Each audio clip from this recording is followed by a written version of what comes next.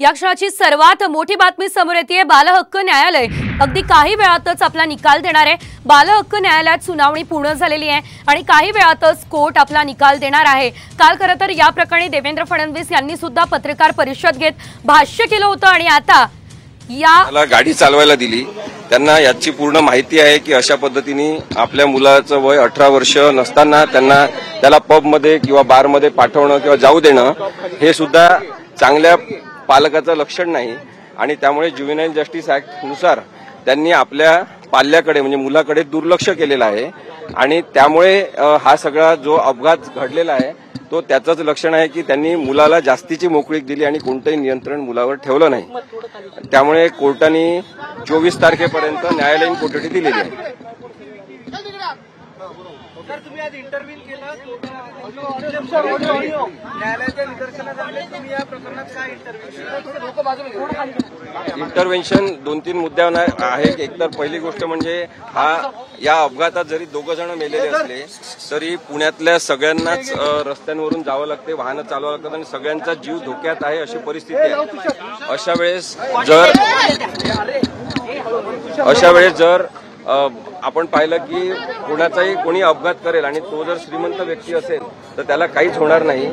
ही जी न्यायाची असमानता आहे ही सुद्धा महत्वाची आहे। आम्ही कोर्टामध्ये सांगितलं की लेखी स्वरूपात सुद्धा दिलं की जर लायसन्स नसेल, जर त्या मुलाकडे वाहन चालवण्याचं परमिट नसेल, तर तो 18 वर्षाच्या आत असेल आणि तरी दारू पिण्यासाठी जाऊ देणं, पबमध्ये जाऊ देणं आणि मग त्यांनी बेदरकारपणे वाहन चालवून अपघात करणं हे सगळं जे रिझल्ट आहे याचा हा पालक म्हणून त्यांच्या सपेशल अशा अपयशाचा भाग आहे आणि त्यामुळे त्यांची चौकशी झाली पाहिजे। कारण की त्यांनी इतके दिवस कार विकत घेऊनही रजिस्ट्रेशन का केलं नाही हा एक मुद्दा आहे।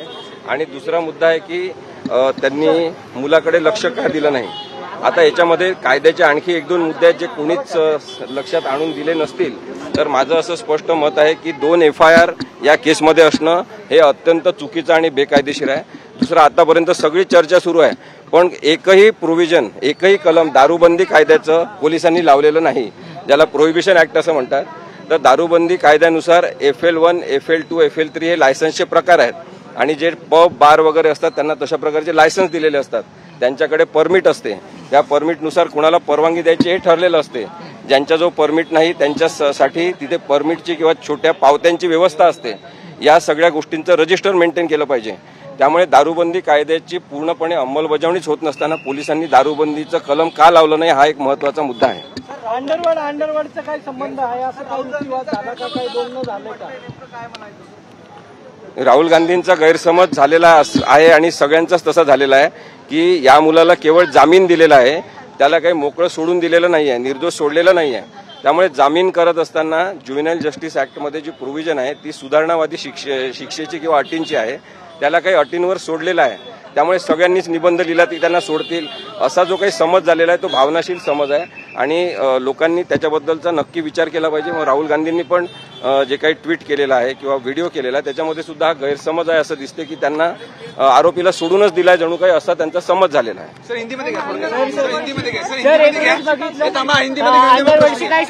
नाही, अंडरवर्ल्डशी संबंध आहे वगैरे असा कोणता युक्तिवाद कोर्टात कोणी केला नाही।